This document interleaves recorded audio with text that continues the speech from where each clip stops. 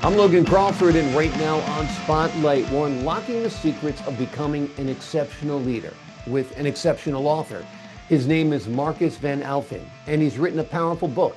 It is called The Excellent Leader: Influence Using the Art of Observational Listening. This is a groundbreaking book that unlocks the potential of leadership through the powerful tool of listening, teaching you not just to hear, but to truly understand and influence your team effectively. We're delighted to have this very talented author join us here today on Spotlight. We thank our team at Prime 7 Media for helping us put him in the spotlight today. And we ask viewers like you to support authors like him by subscribing to our channel and by purchasing his wonderful book. The links are below this interview. Mark, it's great to see you here today on Spotlight. Thank you, Logan. Nice to see you here too. Great to see you as well. We've heard of active listening, where you listen not just for the words, but try to really understand. But your observational listening technique actually takes it a step further, right? Correct. Active listening is it's brilliant. I mean, let's be honest. I'm not. There's nothing wrong with active listening. Yes, we should do that. So there's actually just a layer more that's given by using this technique of observational listening, because the question really is what are you observing?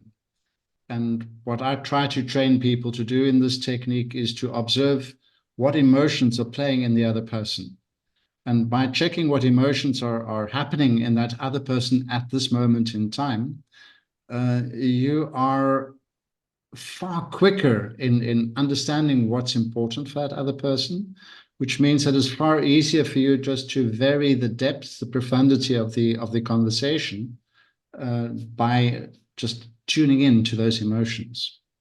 So if you're looking at the expression on the person's face, their eye movement, their hand gestures, their body movement, are they relaxed? Are they tense? These are going to be powerful keys as to what that person is actually trying to convey to you, right? Well, it's more than just actually what they're trying to convey. It's really about what's happening inside them, because really, how can I say this? And it's more than just only what you see. It's trying to use all of your senses in as much as that is possible to try and sense what's happening in that other person. I can give you a simple example. If I start talking a little bit faster and a little bit higher in my voice like this could be because I'm feeling a little bit nervous. Yeah. Or I could slow down and I could come down in a slower realm of my voice. So it's hearing, it's seeing. If you have people face to face, it's sometimes even smelling. And empathy is what's coming Exactly. into play here, right? Sure, definitely. But I mean, without empathy, how can you observe somebody else's emotions? To me, that's impossible. Exactly. Tell us a little bit about the link between well-being, psychological safety, and sustainability. Well, really, this to me is one of the most interesting subjects, and this is also the reason I went into this field. Um, the reason I went in this field, I'm also a counseling psychologist. And a lot of people come to me, they're sent to me by organizations because they're dealing with too much stress, with burnout, all kinds of other issues. And what was really interesting to me is especially the link, for example, with toxic leadership and all the things that go wrong in an organization as well. And really, this all fits with a far broader idea. So if I start with that broader idea, it's corporate social responsibility.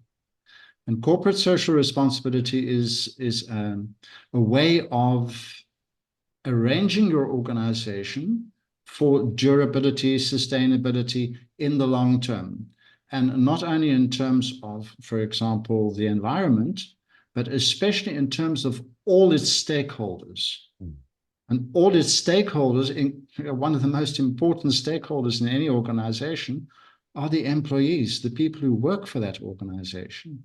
I mean, they're expensive too, so they're important in so many ways. Also, without your employees, how are you going to produce anything? How are you going to offer a service, whatever it is you're doing as an organization?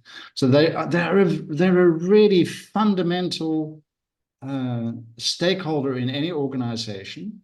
And so sustainability in terms of that stakeholder to me, is a very important factor. And now we come to this whole idea straight away of how do you make sure that the people that you hire in feel safe, feel happy. So this is the well-being side, and want to stay in your organization. Yeah. Because these are the people you want. You hire people in for a reason. You don't hire somebody in simply because you've got a job that somebody wants to do, especially not if we're talking about innovative companies.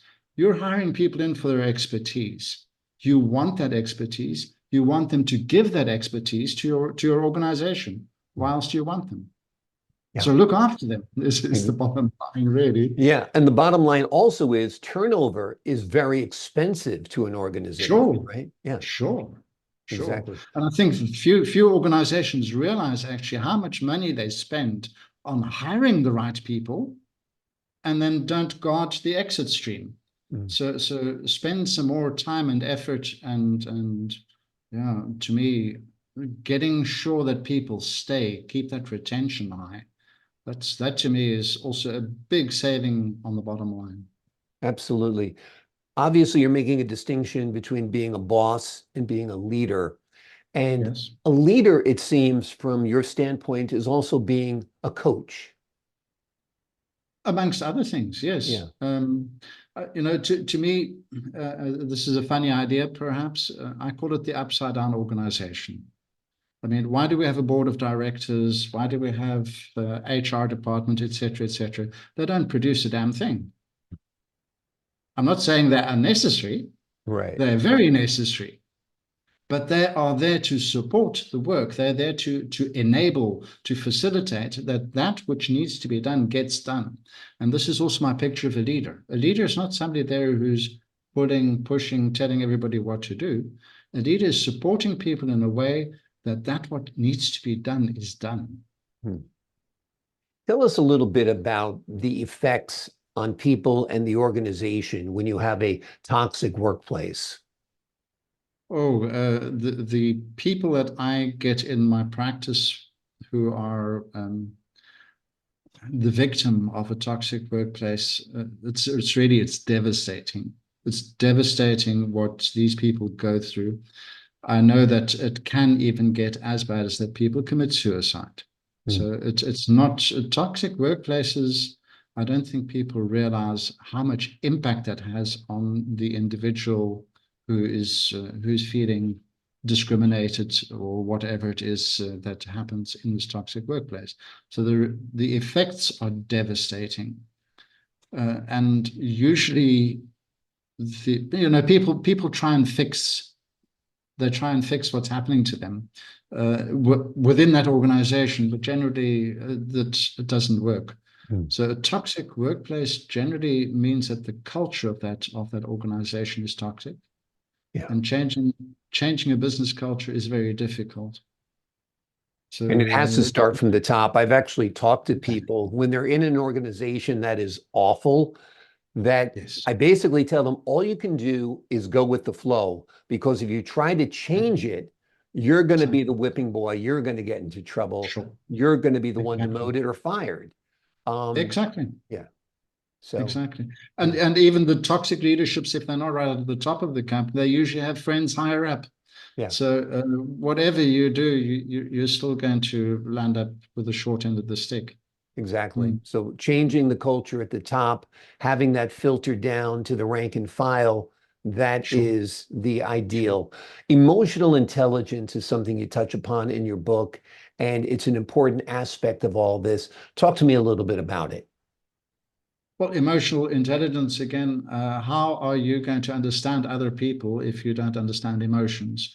And emotional intelligence is a broad subject. It's about our own emotions, understanding our own emotions, understanding how we react and how our emotions drive us, and also about how emotions drive other people.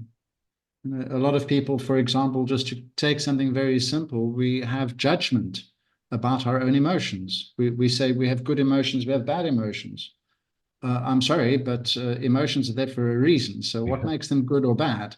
They might feel unpleasant, they might feel pleasant, but that doesn't make them good or bad. They're there for a reason. and helping especially leaders discover what emotions are trying to nudge us towards, and therefore also nudging other people, the people they're leading towards. That gives you such a huge amount of information. And also makes this whole idea of having to motivate people superfluous. You Yeah. simply don't have to motivate people anymore. Absolutely, absolutely. Your emotions are basically feedback. You know, it's your Yeah, body's response, your mind's response, your heart's response to what's sure, happening around you. And like sure. you said, it's neither good nor bad. You have to That's realize right. why you're Mm. feeling that way. Well, it's actually not even why am I feeling that way? This is the funny thing, because that's looking at the past. This is looking for a reason why I'm feeling this way. Generally, either we know very well why we're feeling this way, it's in our face, Mm. uh, yeah, or we're going to spend a lot of time trying to find out why we're feeling this way and probably not going to get an answer. Mm. So I'm far more for this idea of let's try and find out this emotion is telling me something's important. There's a need here that wants attention. What is that need, and what should I do? In other words, what's this emotion nudging me towards? Mm. And then I believe we have a far more effective way of dealing with our emotions than trying to find out where they come from. Agreed. Tell me a little bit about your work. Oh, well, my work is very varied. My work is very varied, simply because I have a practice of 2 days a week still as a counseling psychologist, helping people mainly sent via organizations dealing with all kinds of mental issues. A lot of it's stress related, so I'm very interested in stress. I was really amazed. This is already 10, 15 years ago when I saw a TED talk by Kelly McGonigal, a health psychologist, about stress. And she really changed my whole view on stress. Mm. That stress is actually healthy. Stress is your body energizing you, and it's not a signal that you're failing or can't cope and those kind of things. Mm. So that has already been a major shift also in all my work. This idea of stress, emotions, and the connection between those two. Emotions are telling you what's important, Mhm. what your needs are. Stress is giving you the energy to actually go out and do something about that. That combination to me is really what most of my work's about, because that's all got to do with really what am I here for, is well-being. I believe in well-being, Mm. and I want people to have experience a higher well-being. Absolutely. Mm. Fascinating. I often give people the same advice that you just espoused right now because they'll say, well, I'm so nervous. I'm so stressed about being on your show or during this audition or while Sure. on camera. And I tell them that's what's going to give you the edge. That's what's Exactly. going to make you have the energy that people want to listen to you. You know, Mm-hmm. so stress and nervousness, once you can control it so it's not controlling you and channel Mm-hmm. that energy in the right direction is actually a Sure. plus. Sure. I agree. Yeah. Mm. You're not Mm. only a psychologist, but you're also a prolific writer. You've got more than a dozen books out there. Tell me a little bit about your writing career and what's out there. Well, my writing career is about all kinds of subjects to do with psychology, but really the most interesting work to me has always been what I've called observational listening. Hmm. This is basically a technique I discovered in my profession, really in starting with training of other people how to have better conversations.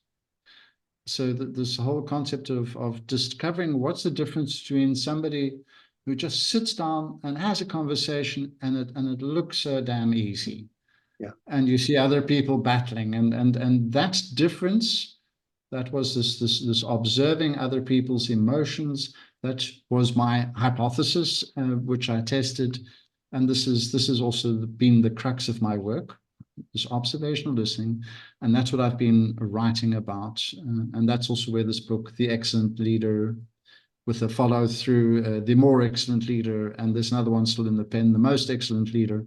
So that's really what my work's mainly about. Wonderful. This book, The Excellent Leader, Influence Using the Art of Observational Listening, is actually part of a three-part series, correct? Sure, Yeah. sure. Yeah, of which the second one has already been published. The third one's still in the pen. And the second one is called The More Excellent Leader, Exactly. and the third is called The Most Excellent Leader. See, I do my active and observational listening. Excellent. Sounds great. You got to do it as a newsman, that's for sure. We've been talking to Marcus Van Alphen. He is an excellent speaker, an excellent psychologist, and an excellent writer. And he has written a book called The Excellent Leader, Influence Using the Art of Observational Listening. It's a game changer if you employ the tactics that are within these pages.